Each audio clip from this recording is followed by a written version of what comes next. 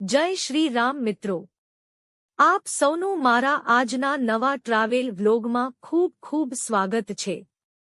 મિત્રો, આજે આપણે આવી ગયા છીએ એક એવી જગ્યાએ જ્યાં એક તરફ ઊંચા પહાડો છે, ચારે તરફ કુદરતી વાતાવરણ છે અને આ જ સુંદર પહાડોની વચ્ચે આવેલું છે માણેકનાથ ગુફા ધામ। કહેવાય છે કે કેટલીક જગ્યાએ પહોંચ્યા પછી માત્ર આંખોને જ નહીં પરંતુ મનને પણ શાંતિ મળે છે।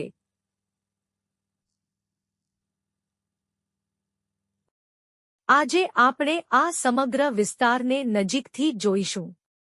અહીંના પહાડો કેવા છે, માણેકનાથ ગુફા સુધી પહોંચવાનો રસ્તો કેવો છે, ગુફાની અંદર શું જોવા મળે છે, અહીં આવેલા મંદિરોમાં શું વિશેષ છે, અને સૌથી મહત્વની વાત, આ જગ્યા પર આવીને આપણને જે આધ્યાત્મિક અને કુદરતી અનુભવ થાય છે એ આજે તમને પણ આ વ્લોગમાં કરાવવાનો પ્રયત્ન કરીશ। તો મિત્રો, વિડિયો અંત સુધી જરૂર જોજો। અને જો તમે પણ આવી ધાર્મિક અને કુદરતી જગ્યાઓના દર્શન કરવાનું પસંદ કરતા હોવ તો ચેનલને સબસ્ક્રાઇબ કરવાનું ભૂલતા નહીં। ચાલો તો પછી શરૂ કરીએ આજની સુંદર યાત્રા। મિત્રો, અત્યારે આપણે માણેકનાથ ગુફા તરફ આગળ વધી રહ્યા છીએ। જેમ જેમ આપણે આગળ વધીએ છીએ તેમ તેમ આસપાસનું વાતાવરણ બદલાતું જાય છે। શહેરનો અવાજ પાછળ રહી જાય છે અને ધીમે ધીમે કુદરતનો અવાજ સંભળાવા લાગે છે। રસ્તાની બંને બાજુ પહાડો જોવા મળે છે। ક્યાંક ઊંચા પથ્થરો તો ક્યાંક લીલોતરી, અને જો હવામાન સારું હોય ત્યારે તો આખું વાતાવરણ વધુ જ સુંદર લાગી આવે છે।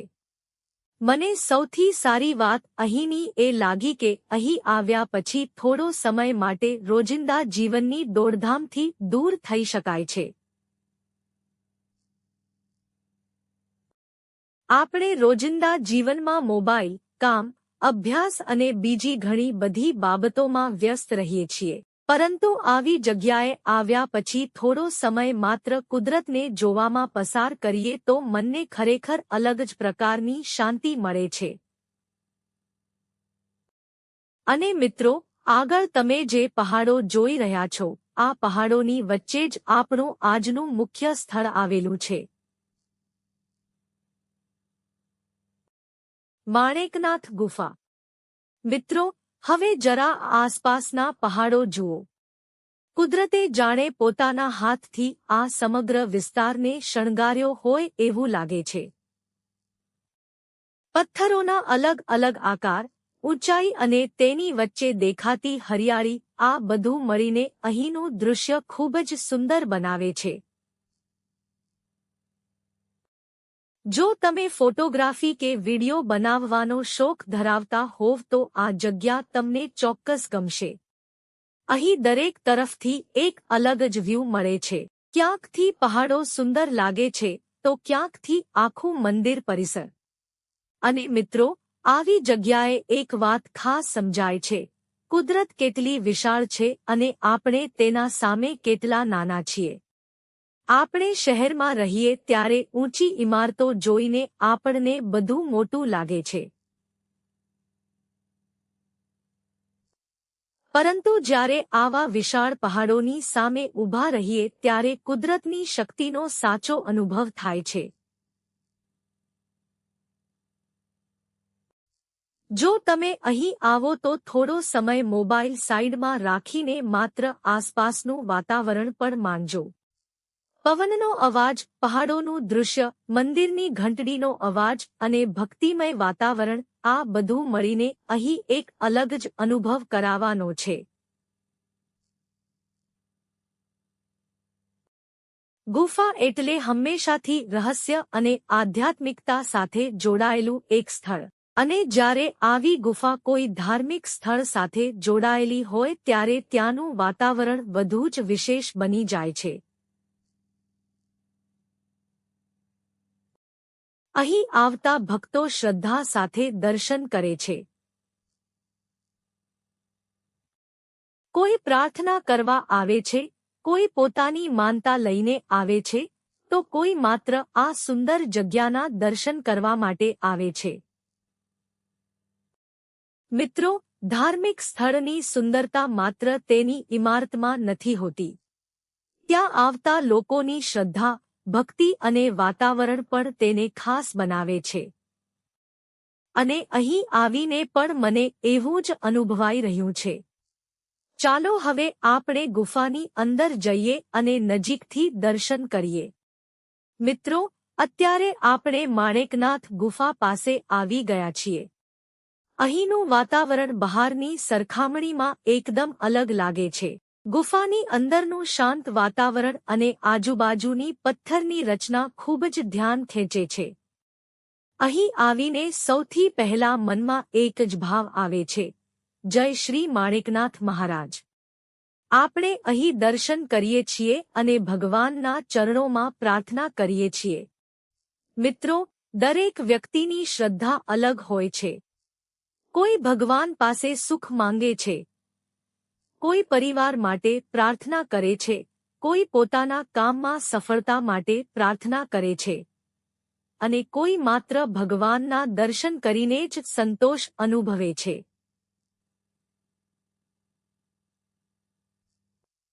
પરંતુ ભગવાનના દરબારમાં પહોંચ્યા પછી મન થોડું હળવું થઈ જાય છે. એટલે જ કદાચ લોકો દૂર દૂરથી આવીને આવા ધાર્મિક સ્થળોના દર્શન કરતા હોય છે. જો તમે પણ ક્યારે અહીં આવ્યા હોવ તો કોમેન્ટમાં જરૂર જણાવજો કે તમને અહીંનો અનુભવ કેવો રહ્યો. હવે મિત્રો, ગુફાના દર્શન કર્યા પછી આપણે આસપાસના મંદિર પરિસરને પણ જોઈશું. અહીંનું ધાર્મિક વાતાવરણ ખરેખર મનને ગમે એવું છે. મંદિરની ઘંટડીઓનો અવાજ, ભક્તોના જયકાર અને પહાડોની વચ્ચે આવેલું આ પવિત્ર વાતાવરણ, આ બધું મળીને એક સુંદર અનુભવ કરાવે છે. મિત્રો, પ્રવાસનો સાચો આનંદ ત્યારે આવે છે જ્યારે આપણે કોઈ જગ્યાને માત્ર જોઈને પાછા ન ફરીએ, પરંતુ તેની પાછળ રહેલી શ્રદ્ધા અને સંસ્કૃતિને પણ સમજવાનો પ્રયત્ન કરીએ. આપણા ગુજરાતમાં આવી ઘણી જગ્યાઓ આવેલી છે. કેટલીક જગ્યાઓ ખૂબ પ્રસિદ્ધ છે અને કેટલીક જગ્યાઓ વિશે ઓછા લોકો જાણે છે, પરંતુ દરેક જગ્યાની પોતાની એક ઓળખ હોય છે. માણેકનાથ ગુફા અને આ વિસ્તાર પણ એવી જ એક જગ્યા છે જ્યાં કુદરત અને શ્રદ્ધા બંને એકસાથે જોવા મળે છે. મિત્રો, હવે ફરી એકવાર બહાર આવીને આ પહાડોને જુઓ. એક તરફ પવિત્ર મંદિર, બીજી તરફ વિશાળ પહાડો અને વચ્ચે શાંત વાતાવરણ.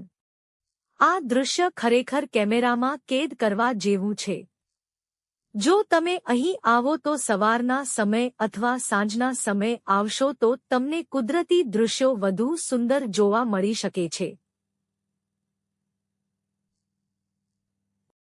સૂર્યપ્રકાશ જ્યારે પહાડો પર પડે છે ત્યારે પહાડોના રંગમાં પણ અલગ જ સુંદરતા દેખાય છે.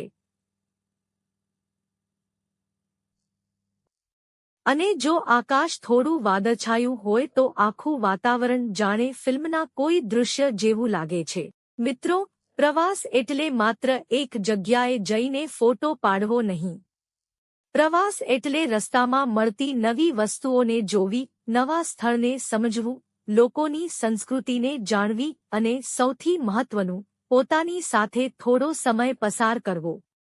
સાચું કહું તો મિત્રો, અહીં આવ્યા પછી મને સૌથી વધારે ગમ્યું આ જગ્યા પરનું શાંત વાતાવરણ. આપણે રોજિંદા જીવનમાં કેટલા બધા કામમાં વ્યસ્ત રહીએ છીએ.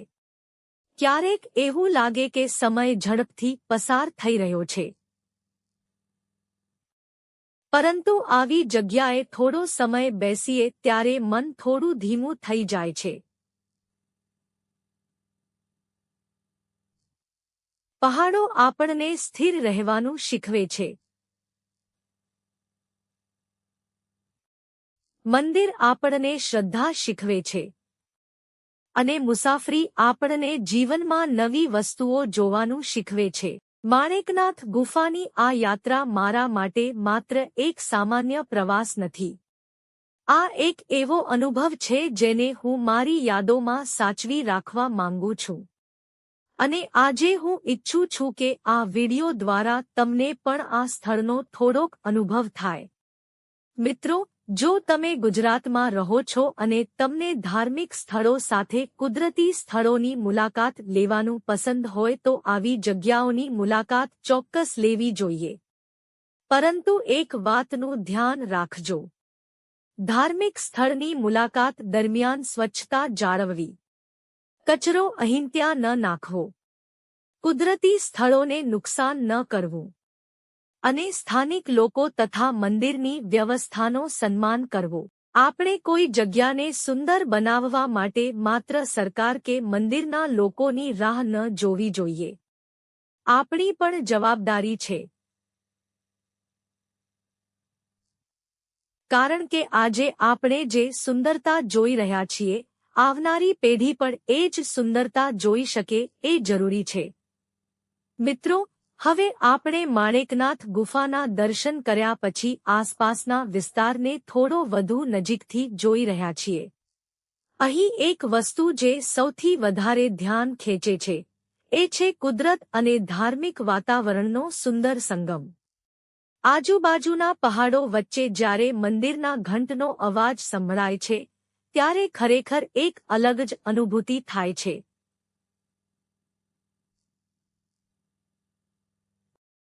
થોડા સમય માટે અહીં શાંતિથી ઊભા રહીએ તો એવું લાગે કે શહેરની ભાગદોડથી આપણે ઘણી દૂર આવી ગયા છીએ. મિત્રો, અહીં આવતા લોકોમાં પણ અલગ અલગ પ્રકારની શ્રદ્ધા જોવા મળે છે.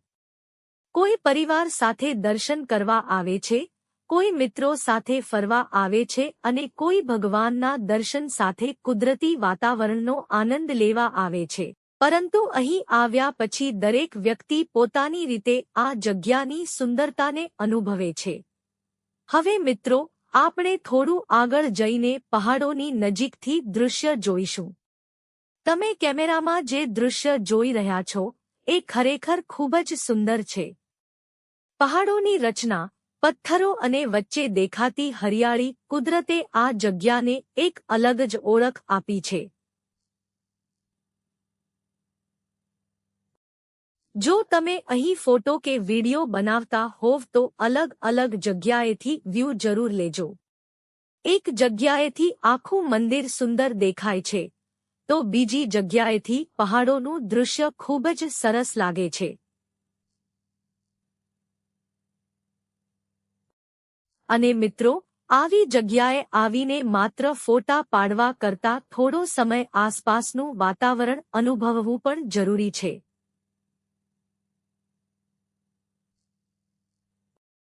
થોડો સમય શાંતિથી બેસો, પવનને અનુભવો, આકાશ તરફ જુઓ અને બસ થોડા સમય માટે બધું ભૂલી જાઓ. ક્યારેક આવી નાની નાની ક્ષણો જ આપણી સૌથી સુંદર યાદ બની ગઈ. મંદિરની નજીક પહોંચતા જ ભક્તિભાવ વધુ અનુભવાય છે. અહીં આવતા દરેક ભક્તની પોતાની એક પ્રાર્થના હોય છે. કોઈ પોતાના પરિવાર માટે સુખ શાંતિ માંગે છે, કોઈ પોતાના ભવિષ્ય માટે આશીર્વાદ માંગે છે, કોઈ મુશ્કેલીમાંથી બહાર આવવા માટે ભગવાનને યાદ કરે છે, અને કોઈ માત્ર ભગવાનના દર્શન કરીને જ મનમાં સંતોષ અનુભવે છે. એટલે જ કદાચ આવા ધાર્મિક સ્થળોની યાત્રા માત્ર ફરવા માટેની યાત્રા નથી રહેતી. એ આપણા મન સાથે જોડાયેલી યાત્રા. અહીં અલગ અલગ જગ્યાએ ધાર્મિક સ્થળો અને નાના મોટા મંદિરો જોવા મળે છે. દરેક મંદિરની પોતાની શ્રદ્ધા અને પોતાની ઓળખ હોય છે. જો તમે પહેલીવાર અહીં આવી રહ્યા હોવ તો ઉતાવળમાં પાછા ન ફરતા. થોડો સમય કાઢીને સમગ્ર પરિસર શાંતિથી જોઈ શકો છો. મંદિરની કળા, આસપાસનું વાતાવરણ, પહાડોની રચના અને ભક્તોની ભક્તિ, આ બધું મળીને આ સ્થળને ખાસ બનાવે છે.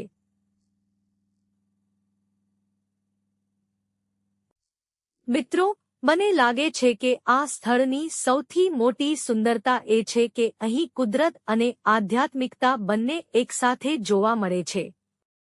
એક તરફ વિશાળ પહાડો આપણને કુદરતની શક્તિનો અનુભવ કરાવે છે, અને બીજી તરફ મંદિર આપણને શ્રદ્ધા અને ભક્તિનો અનુભવ કરાવે છે. આપણે ઘણીવાર જીવનમાં સુખ શોધવા માટે મોટી મોટી વસ્તુઓ પાછળ દોડીએ છીએ, પરંતુ ક્યારેક કોઈ શાંત જગ્યા પર થોડો સમય પસાર કરવાથી પણ મનને ખૂબ શાંતિ મળે છે. આવી જગ્યાઓ આપણને યાદ અપાવે છે કે જીવનમાં દોડધામની સાથે થોડો સમય પોતાને માટે પણ કાઢવો જોઈએ. જો મિત્રો, તમે પણ અહીં આવવાનો પ્લાન બનાવી રહ્યા હોવ તો એક વાતનું ખાસ ધ્યાન રાખજો. અહીં આવો ત્યારે સ્થળની સ્વચ્છતા જાળવજો. કચરો ક્યાંય ન નાખશો. કુદરતી પથ્થરો કે પહાડોને નુકસાન ન પહોંચાડશો. અને મંદિર પરિસરમાં શાંતિ અને નિયમોનું પાલન કરશો.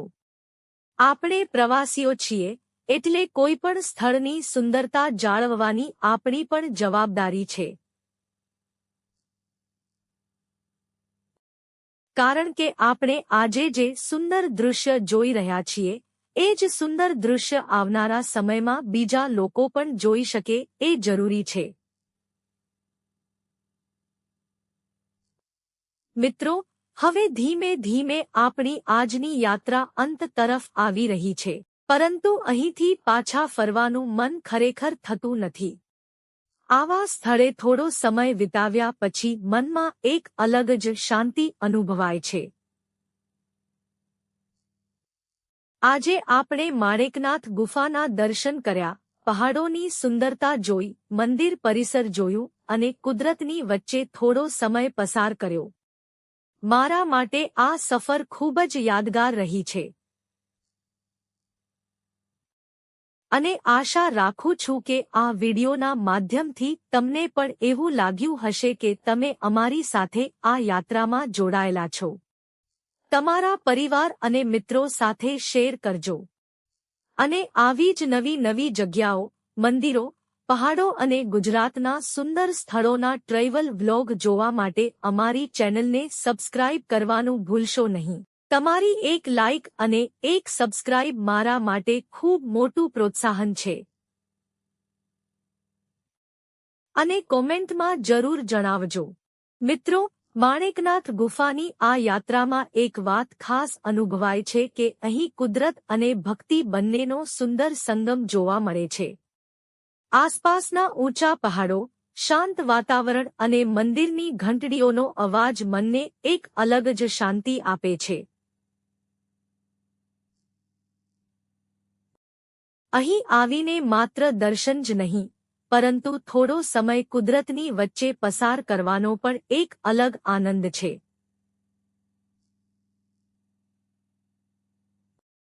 જો તમને પણ ધાર્મિક સ્થળો સાથે કુદરતી જગ્યાઓની મુલાકાત લેવી ગમતી હોય, તો માણેકનાથ ગુફાની આ યાત્રા તમારા માટે ચોક્કસ યાદગાર બની શકે છે. આજે આપણે માણેકનાથ ગુફા, આસપાસના પહાડો અને મંદિર પરિસરની સુંદર યાત્રા કરી. આ યાત્રામાં આપણને કુદરત પણ જોવા મળી, શ્રદ્ધા પણ જોવા મળી અને એક સુંદર આધ્યાત્મિક અનુભવ પણ મળ્યો. જો તમને આજનો વિડિયો ગમ્યો હોય તો વિડિયો પર એક લાઇક કરી દેજો. તમારા મિત્રો અને પરિવાર સાથે પણ આ વિડિયો શેર કરજો. અને આવી જ નવી નવી જગ્યાઓના ટ્રેવલ વ્લોગ જોવા માટે મારી ચેનલને સબસ્ક્રાઇબ કરી દેજો. તમારો એક લાઇક અને એક સબસ્ક્રાઇબ મને આગળ આવી જ નવી જગ્યાઓ બતાવવા માટે ખૂબ જ પ્રોત્સાહન આપે છે.